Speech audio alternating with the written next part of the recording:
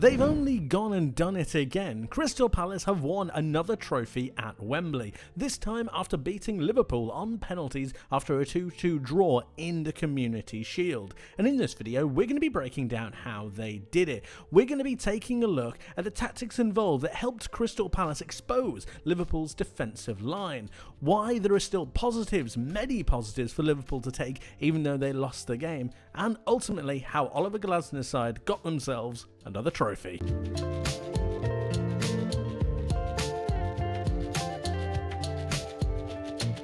Before we talk about the winners, let's touch on Liverpool and discuss some of the real positives that I think Liverpool fans should take from this game. And it really revolves around the two main signings that they've made so far. That is in Ekitike and Florian Wirtz. Wirtz has the ability to move into different pockets of space, and it's incredibly crucial that he has a very free role in this side, because what it allows is for him to drive and drift into different pockets of space on both the left and right hand side, essentially creating overloads, and he did this really well at the start of the game. Kirkesh makes a couple of forward-thinking runs and then pushes that Crystal Palace back line just back a touch. This gives Wirtz the ability to then move into these pockets and create that overload that I was mentioning here with Gakpo, Kirkesh and himself.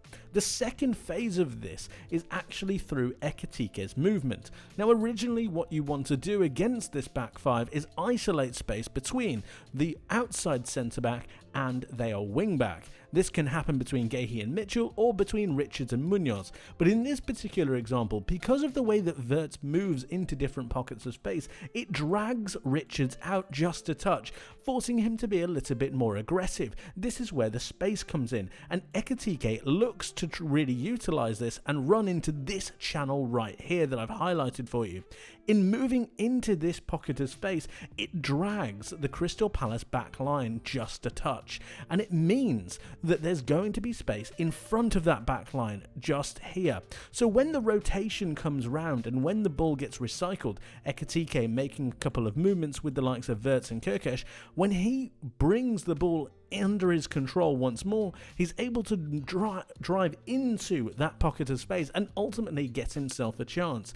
The movement is there, the interplay is there, and more importantly, the ability for overloads, utilizing Florian Wirtz's skill and his intelligence, has become a really good feature of the way this Liverpool side could go forwards. Massive, massive positives.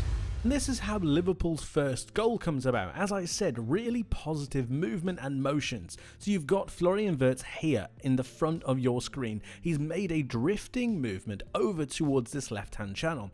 Just off of your screen, you've got Milos Kirkesh, really high in advance, really aggressive. This is pinning back Munoz, and it means that he can't come and contest Wirtz when he drops into this pocket. This naturally creates a problem for Richards, who wants to be a little bit more aggressive to take advantage of the space that's in front of him because of the movement and direction of these Liverpool players. And then you've got the second phase of this, like I said earlier. You've got Ekitike willing to make a movement in behind Richards, but between Lacroix and Munoz. It's this space that's then being opened up that gives Wirtz and Wirtz's vision the ability to find this pass right here. And all of a sudden you're pushing that Crystal Palace line back. You're forcing them into a scenario they don't want to be in.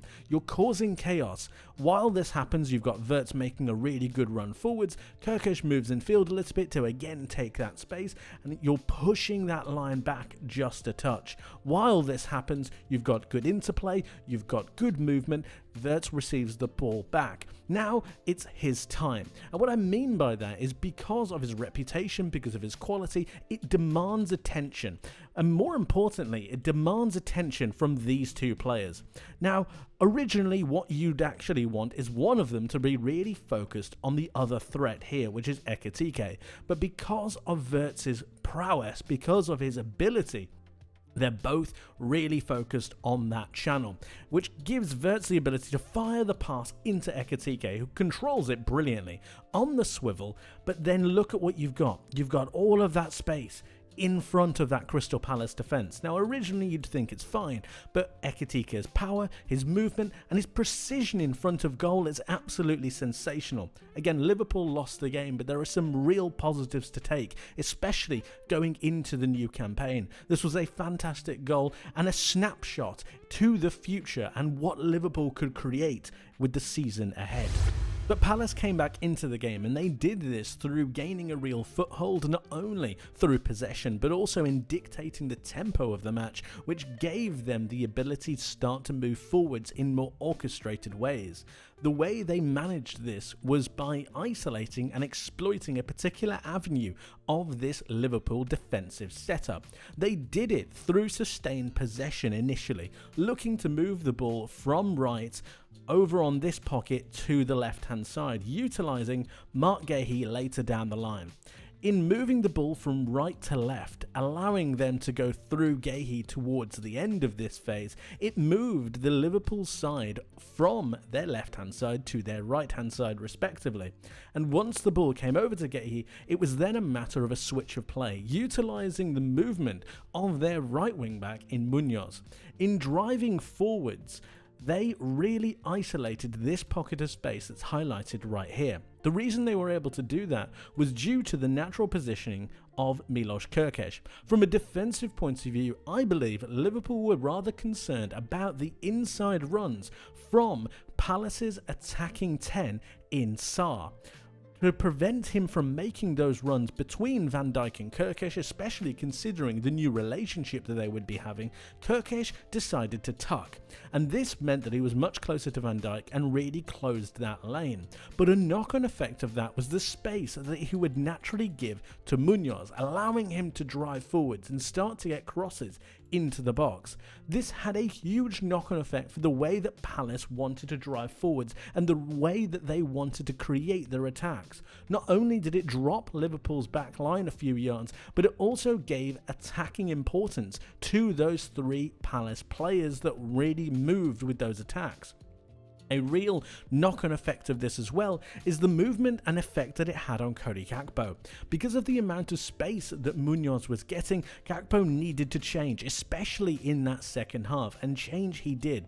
He dropped so deep to almost become something of a wing-back next to Kerkez to protect him from that real advancing Munoz run. But that in itself had a problem, and it had a dilemma.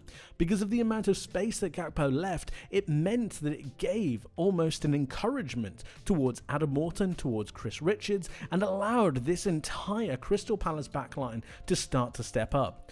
All of a sudden, Liverpool were the victims of the pressure that Crystal Palace started to apply, and even though a player like Dominic Szoboszlai wanted to come and contest, he wasn't able to because of the good movement that both Eberechi Eze and Ismaila Sarr had. Combine all of this together and Palace started to create a real foothold in the game. They started to create some real momentum, and before too long they started to create chances, and from there they got their goal. To really break down and understand how they got that all-important second goal to equalise against Liverpool and take it to penalties, there is a two-pronged approach that I want to discuss to look at that moment. But so, in the first moment, we need to talk about the midfield duo that was at one point Kamada, but then Will Hughes after Kamada went off, and Adam Wharton. Both of these sets of players had a real good avenue to look towards, and that was being really punchy with their passing. In playing the ball forwards as many times as possible, or when the opportunity arose, it pushed that Liverpool backline back a little bit, but at the same time, it gave really good encouragement to these forward players. It encouraged them to start to make runs beyond. And then you have that knock-on effect here that I was speaking about earlier, about Munoz making those driving right-hand runs for Palace. Look at what it's done to Cody Gakpo's positioning in relation to the rest of the Liverpool forwards. It's dropped him back a number of yards. That's because Kerkez has made a real infield movement to really protect Van Dijk. But in this moment, you have Kamada really pushing the ball through and finding Mateta. This is in the lead up to a moment that led to the Crystal Palace penalty. But as you can see, he's just pushing that through midfield, pushing that through the defence. And although Mateta doesn't make the most of this moment, they do get the rewards later on down the line. But look at how narrow Kirkesh is. Look at how much Cody Gakpo is needing to track back, and look at the amount of space that Daniel Munoz has. It was a masterclass by Oliver Glasner and Crystal Palace. It was absolutely sensational, and they weren't done there. Because the second part that I want to discuss is the second part to a great midfield duo. It's almost like yin and yang. Yes, you need the passing, yes, you need the vision, but you also need the steel. You need the determination. And here, both Will Hughes and Adam Morton had that. Look at them being really aggressive onto Dominic Szoboszlai. Now, it's worth mentioning that this is the Liverpool midfield three. Notice that they're not exactly too spread out. Notice they're not necessarily offering options for their teammates in this particular scenario, as well as the fact that Dominic Szoboszlai feels like he can push the ball through. He can't in this particular moment because of the great reading of play of these Crystal Palace players. But in this particular scenario, you've got Adam Morton and Will Hughes pressurising here, and it's in this moment they win the ball back due to their good defensive nature and due to their good reading of the game. It then gets spun round, and it's about whether they're able to isolate the scenario but also push it forwards. We mentioned that a little bit earlier, didn't we? We mentioned about pushing the ball forwards into your attacking players, and that encourages them to start to make runs. Here you've got the ball being played by Adam Morton over to Eberechi Eze, and although it doesn't result in a goal, it results in a huge moment, a moment that really encourages and galvanizes this Crystal Palace side and gives them that momentum to go forwards once more. Again, winning duels, winning those battles, reading those real moments, and then having the ability to then go forwards. It sets up their goal perfectly. And now that we've set it up enough, let us take a look at that second goal and find out how Crystal Palace managed to carve through Liverpool. First of all, you have the steal of Will Hughes and Adam Morton looking to really pressurise Cody Gakpo out on this left-hand side as he's trying to drive forwards. They win the ball back, and then the ball goes towards Adam Morton. The second thing we need to realise is this player right here. Although he's just off of your screen, he is Ismail Assar, and he's looking to isolate the space between Milos Kirkesh and Virgil van Dijk. Really important moment here that we need to take stock of. Because of the advancement of Cody Gakpo, Kirkesh feels like he needs to come forwards and pressurise Munoz out on that right hand side. Now, we remembered the amount of space that Munoz had when Kirkesh was so narrow, so naturally Kirkesh is looking to be a little bit more aggressive. But what does that knock-on effect have? It means that there's more space between Virgil van Dijk and Milos Kirkesh himself. That is the space that Ismail Assar is going to look to exploit. And then take a look at this moment right here. You've got Virgil van Dijk, you've got Milos Kirkesh. There is the space that that player is looking for. Then you need the second phase of that midfield duo that we spoke about, and that is the ability, or that first phase I should mention, that is the ability to punch the ball through midfield, through defence, to find your teammate. Again, if you have the ability and you have the vision to find your teammate and the willingness, they will make the runs, and that's exactly what happens here. Wharton pushes the ball through, and then look at the space between these two players. Virgil van Dijk makes a huge mistake here, because not only is Jeremy Frimpong dropping a little bit on that right hand side, but he's also pushing forwards when Konate hasn't and when Kirkesh hasn't.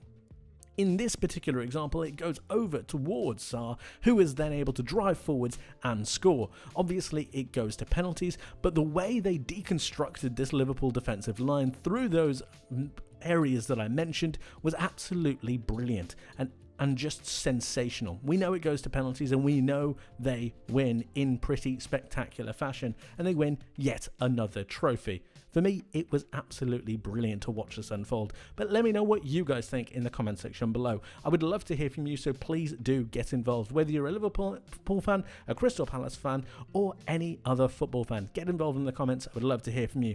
Thank you ever so much for watching, guys. I hope you enjoyed. I hope you learned something new, and I hope to see you in the next one. But until then, my friends, take care.